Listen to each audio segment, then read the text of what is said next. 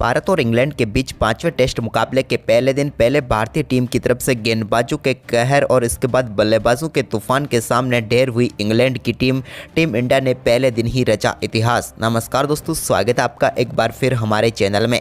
दोस्तों, भारत और इंग्लैंड के बीच पांचवें टेस्ट मुकाबले के पहले दिन का खेल खेला गया, जहां पर इंग्लैंड की टीम को पहले भारतीय टीम की तरफ से रविचंद्रन अश्विन और कुलदीप यादव की घातक गेंदबाजी के सामने मात्र 218 रनों पर ऑल आउट होना पड़ा और इसके बाद टीम इंडिया के बल्लेबाजों ने तूफानी बल्लेबाजी करके दिखाई। तो दोस्तों, हम आपको इस पहले दिन के खेल का पूरा हाईलाइट इस वीडियो में बताएंगे, लेकिन दोस्तों उससे पहले आप भी टीम इंडिया के आज के पहले दिन के इस बेहद ही शानदार परफॉर्मेंस को देखकर खुश है तो इस वीडियो को एक लाइक जरूर कर दें और साथ ही साथ दोस्तों आप चैनल पर नए हैं तो हमारे इस चैनल को सब्सक्राइब करके बेल आइकन जरूर दबा लें। तो चलिए दोस्तों, जानते हैं हम इस बेहद ही शानदार मुकाबले का पूरा हाईलाइट शुरुआत से ही।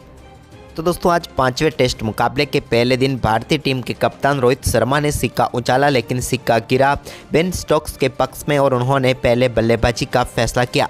टीम में एक बदलाव, मार्क वुड की वापसी हुई, तो वहीं पर दूसरी तरफ रोहित शर्मा ने भी अपनी टीम में बदलाव किए, जहां पर दोस्तों देवदत्त पड्डीकल को डेब्यू करने का मौका मिला, तो वहीं पर जसप्रीत बुमराह की वापसी हुई। तो वहीं पर इंग्लैंड की टीम की तरफ से जैक क्रॉली और बेन डकेट पारी की शुरुआत करने उतरे। तो दोस्तों यहां पर दूसरे ओवर की चौथी गेंद पर ही मोहम्मद सिराज की गेंद को शानदार तरीके से कवर ड्राइव के जरिए मिड ऑफ की तरफ बाउंड्री लाइन के पार भेजकर एक बेहतरीन चौका यहां पर क्रॉली ने लगा दिया और शानदार शुरुआत कर दी। इसके बाद छठे ओवर की दूसरी गेंद पर मोहम्मद सिराज की ही गेंद पर एक और शानदार चौका बेन डकेट के बल्ले से भी देखने को मिला, जहां पर उन्होंने गेंद को शानदार तरीके से चौके के लिए बाउंड्री लाइन के पार भेजा। तो वहीं पर इसके बाद सातवें ओवर की पांचवी गेंद पर जैक क्रॉली ने जसप्रीत बुमराह की गेंद पर भी एक और शानदार चौका जड़ दिया। यह भी कमाल का शॉट था, जहां पर उन्हें एक और शानदार तरीके से गेंद को चौके के लिए भेज दिया। तो वहीं पर इसके बाद 9वें ओवर की पहली गेंद पर जैक क्रॉली ने जसप्रीत बुमराह की एक और गेंद को शानदार तरीके से चौके के लिए बाउंड्री लाइन के पार भेजा। इसके बाद तो दोस्तों शानदार परफॉर्मेंस जारी रहा जैक क्रॉली का और उनके साथ मिलकर बेहतरीन तरीके से टीम के स्कोर को आगे बढ़ाया बेन डकेट ने। इसी बीच दोस्तों 12वें ओवर की चौथी गेंद पर भी एक और कमाल का चौका यहां पर क्रॉली के बल्ले से देखने को मिला। तो इसके बाद यहां पर टीम इंडिया की तरफ से गेंदबाजी कुलदीप यादव को सौंपी गई, तो 18वें ओवर की पहली गेंद पर उनकी गेंद पर भी एक शानदार चौका यहां पर देखने को मिला बेन डकेट के बल्ले से।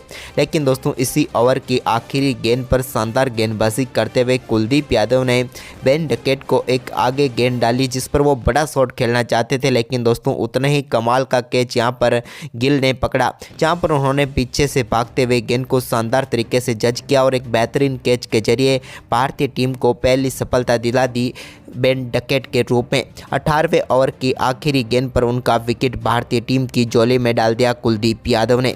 हम बात करें बेन डकेट की, तो उन्होंने 58 गेंदों का सामना किया और 27 रनों की पारी खेलकर वो पेविलियन लौटे। इसके बाद दोस्तों यहां पर 22वें ओवर की आखिरी गेंद पर जैक क्रॉली ने एक और चौका यहां पर कुलदीप यादव की गेंद पर लगाया, जहां पर रविंद्र जडेजा ने प्रयास किया लेकिन वो रोकने में सफल नहीं हुए। तो वहीं पर 23वें ओवर की आखिरी गेंद पर भी एक्स्ट्रा कवर की तरफ एक और शानदार चौका क्रॉली के बल्ले से देखने को मिला। तो इसके बाद दोस्तों 24वें ओवर की दूसरी गेंद पर उन्होंने शानदार चौके के साथ अपना बेहतरीन अर्धशतक पूरा कर लिया। 64 गेंदों पर ही उन्होंने अपना शानदार अर्धशतक पूरा कर लिया और कमाल की बल्लेबाजी रही यहां पर क्रॉली की, क्योंकि टीम के लिए एक छोर से काफ़ी शानदार बल्लेबाजी करते हुए जा रहे थे। इसके बाद आज के दिन का पहला छक्का 25वें ओवर की चौथी गेंद पर देखने को मिला, जब क्रॉली ने रविचंद्रन अश्विन की गेंद को 6 रनों के लिए बाउंड्री लाइन के पार स्टैंड में डिपॉजिट कर दिया। लेकिन इसके बाद दोस्तों 26वें ओवर की तीसरी गेंद पर कुलदीप यादव ने आधे रास्ते पर खड़ा कर दिया ओली पॉप को और भारतीय टीम को आज के दिन के पहले सेशन की दूसरी सफलता दिला दी। ओली पॉप काफ़ी आगे बढ़ चुके थे, जहां पर उनको पीछे जाने का कोई रास्ता नहीं था और ध्रुव जुरैल ने उन्हें शानदार तरीके से स्टंपिंग आउट करके एक और सफलता भारतीय टीम को दिला दी। यहां पर ओली पॉप की हम बात करें तो 24 गेंदों का सामना करने के बाद 11 रन बनाकर वो पेविलियन लौटे। उनके आउट होने के साथ ही आज के दिन का पहला सेशन समाप्त हुआ, जहां पर 25.3 ओवर में शानदार परफॉर्मेंस करते हुए इंग्लैंड की टीम ने 100 रन बनाए, लेकिन अपने 2 विकेट भी गंवाए, जिसके चलते ये सेशन दोनों टीमों के बीच शेयर्ड रहा। लेकिन दोस्तों इसके बाद आज के दिन का दूसरा सेशन शुरू हुआ तो भारतीय टीम के पास एक बेहतरीन मौका था, जब यहाँ पर क्रॉली के बल्ले से गेंद लगकर सीधे सरफराज के हाथों में गई थी, लेकिन सरफराज के कहने के बावजूद रोहित यहाँ पर रिव्यू लेने में कामयाब नहीं हुए, क्योंकि रिव्यू उन्होंने नहीं लिया, लेकिन साफ तौर पर वो आउट थे। लेकिन इसका मौका भारत ने गंवा दिया। लेकिन इसके बाद दोस्तों यहाँ पर शानदार बल्लेबाजी जारी रही, एक छोर से कमाल तरीके से जैक क्रॉली की, और उन्होंने दोस्तों यहाँ पर शानदार बल्लेबाजी करते हुए 33वें ओवर में भी एक कमाल का चौका जसप्रीत बुमराह की गेंद पर लगाया। कमाल तरीके से फाइनल की तरफ गेंद को चौके के लिए भेज दिया। इसके बाद दोस्तों जैक क्रॉली के बल्ले से ही एक और शानदार चौका देखने को मिला, जब उन्होंने शानदार तरीके से गेंद को चौके के लिए बाउंड्री लाइन के पार भेजा। तो इसके बाद शानदार परफॉर्मेंस करते हुए उन्होंने कुलदीप यादव की गेंद पर जो रूट ने भी एक कमाल का चौका लगाया और गेंद को बिहाइंड द स्क्वायर चौके के लिए बाउंड्री लाइन के पार भेज दिया। अब भारतीय टीम को सफलता की बेहद शानदार जरूरत थी, तभी यहाँ पर 38वें ओवर की दूसरी गेंद पर कुलदीप यादव ने जैक क्रॉली को बोल्ड करके पेविलियन भेजा और भारतीय टीम को सबसे बड़ी सफलता दिला दी इस मुकाबले की, क्योंकि जैक क्रॉली काफ़ी शानदार परफॉर्मेंस कर रहे थे, लेकिन आखिरकार वो कुलदीप यादव की गेंद का शिकार बन गए। उन्होंने 108 गेंदों का सामना करने के बाद 79 रनों की शानदार पारी खेली और वो पेविलियन लौटे। तो वहीं पर इसके बाद दोस्तों 38वें ओवर की 5वीं गेंद पर कुलदीप यादव के एक शानदार चौका जॉनी बेयरस्टो के बल्ले से भी देखने को मिला। तो वहीं पर इसके बाद 41वें ओवर की आखिरी गेंद पर भी बेयरस्टो ने शानदार परफॉर्मेंस करते हुए एक और कमाल का चौका मिडॉन के ऊपर से जड़ दिया। यह भी कमाल का चौका था। तो वहीं पर इसके बाद 42वें ओवर की तीसरी गेंद पर कुलदीप यादव की गेंद को शानदार तरीके से 6 रनों के लिए स्टैंड में डिपॉजिट करने में कामयाब हुए जॉनी बेयरस्टो और एक और छक्का जड़ दिया। तो इसके बाद दोस्तों यहाँ पर उनका शानदार परफॉर्मेंस जारी था, लेकिन तभी शानदार तरीके से यहाँ पर उनको आउट किया कुलदीप यादव ने और यहाँ पर विकेट कीपर जुरेल के हाथों कैच कराकर पेविलियन भेजा बेयरस्टो को और अपना 50वां टेस्ट विकेट पूरा कर लिया कुलदीप यादव ने। कमाल की गेंदबाजी रही और अपने 100वें टेस्ट मुकाबले में जॉनी बेयरस्टो 18 गेंदों पर 29 रन बनाकर चलते बने। तो वहीं पर इसके बाद दोस्तों यहाँ पर अगले विकेट के लिए टीम इंडिया को ज़्यादा इंतजार नहीं करना पड़ा और 45वें ओवर की दूसरी गेंद पर रविंद्र जडेजा ने जो रूट को भी यहाँ पर LBW आउट करके पेविलियन भेजा।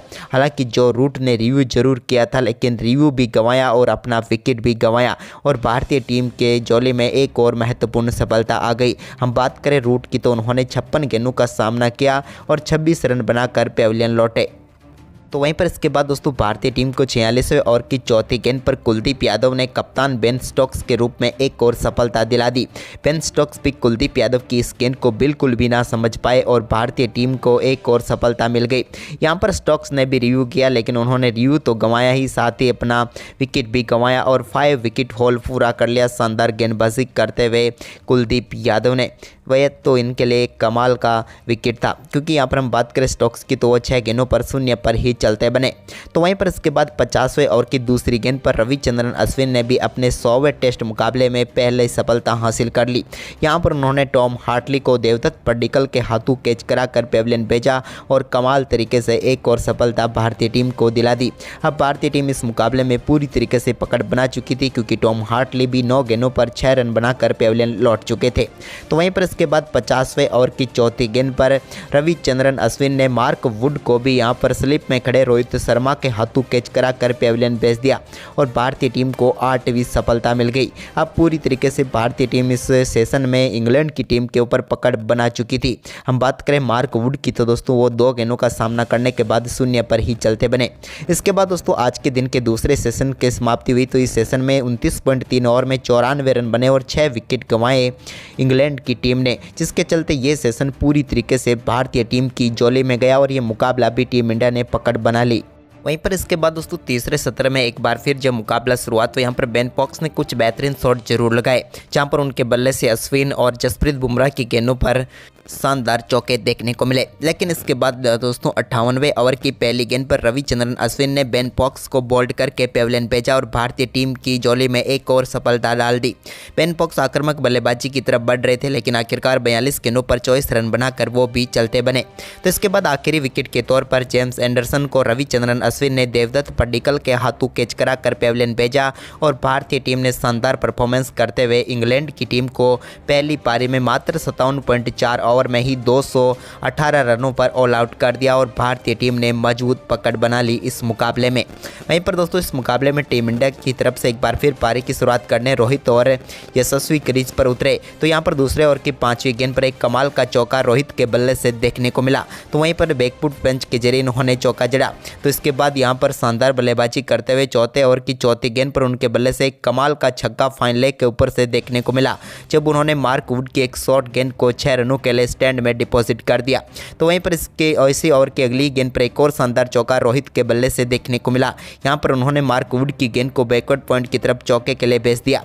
तो इसके बाद 6वें ओवर की 3री गेंद पर भी रोहित ने एक और शानदार चौका मार्क वुड की गेंद पर ही मिड ऑन की तरफ खेल दिया और कमाल की शुरुआत टीम इंडिया को दिला दी। लेकिन इसके बाद यशस्वी जायसवाल ने 9वां ओवर डालने आए शोएब बशीर की 3री गेंद पर एक कमाल का छक्का जड़ा। तो यहीं पर इसकी अगली ही गेंद पर उनके बल्ले से एक और कमाल का छक्का देखने को मिला, जहाँ पर उन्होंने शानदार तरीके से गेंद को कवर ड्राइव के जरिए 6 रनों के लिए स्टैंड में डिपॉजिट कर दिया। तो वहीं पर ओवर की आखिरी गेंद पर भी उन्होंने शोएब बशीर को नहीं बख्शा और एक और शानदार छक्का उनके बल्ले से लॉन्ग ऑन के ऊपर से देखने को मिला। यह भी कमाल का छक्का था। तो वहीं पर इसके बाद दोस्तों रोहित शर्मा ने अपना आक्रामक परफॉर्मेंस जारी रखा और 12वां ओवर डालने आए टॉम हार्टली के और में एक शानदार चौका मिड विकेट की तरफ उनके बल्ले से देखने को मिला, जहां पर उन्होंने शॉर्ट गेंद को चौके के लिए भेज दिया। तो वहीं पर इसी ओवर के आखिरी गेंद पर भी उनके बल्ले से एक और शानदार शॉट देखने को मिला, जहां पर उन्होंने फ्लिक के जरिए मिड विकेट की तरफ गेंद को चौके के लिए एक बार फिर भेज दिया। तो वहीं पर इसके बाद एक बार फिर जब 14वां ओवर डालने आए टॉम हार्टली, तो उनके ओवर की 3री गेंद पर एक और कमाल का छक्का देखने को मिला रोहित के बल्ले से, जहां पर उन्होंने बैकफुट से गेंद को सीधे मिड विकेट के ऊपर से 6 रनों के लिए भेज दिया। वहीं पर इसके बाद दोस्तों शानदार परफॉर्मेंस करते हुए यशस्वी जायसवाल ने बशीर के ओवर में शानदार 2 बेहतरीन चौके जड़े और इन चौकों के साथ ही उन्होंने शानदार परफॉर्मेंस करते हुए अपना बेहतरीन अर्धशतक मात्र 56 गेंदों पर ही पूरा कर लिया। कमाल की बल्लेबाजी यशस्वी जायसवाल की रही। लेकिन इसके बाद दोस्तों 21वें ओवर की 4थी गेंद पर उनसे गलती हुई और वो आगे बढ़कर बड़ा शॉट खेलना चाहते थे, लेकिन यहाँ पर वो स्टंपिंग आउट होकर पेविलियन लौटे और भारतीय टीम को पहला झटका यशस्वी जायसवाल के रूप में लगा। यशस्वी ने 58 गेंदों पर 57 रनों की शानदार पारी खेली, लेकिन एक बेहतरीन अर्धशतक बनाकर वो पेविलियन लौटे। लेकिन इसके बाद कप्तान रोहित शर्मा ने भी शानदार परफॉर्मेंस दिखाया और उन्होंने भी शानदार परफॉर्मेंस करते हुए अपना शानदार अर्धशतक पूरा किया। अभी भारतीय टीम के लिए यशस्वी जायसवाल के आउट होने के बाद शुभमन गिल और रोहित शर्मा क्रीज पर मौजूद है, जबकि भारतीय टीम के पास अब इंग्लैंड की बढ़त सिर्फ 100 रनों से भी कम रह गई है। यानी कि पहले दिन ही भारतीय टीम ने शानदार तरीके से इस मुकाबले में पकड़ बना ली है। तो दोस्तों आपको कैसा लगा आज पहले दिन का खेल भारतीय टीम का, आप हमें अपनी राय कमेंट में ज़रूर बताएं और इस वीडियो को ज़्यादा से ज़्यादा शेयर करें। धन्यवाद।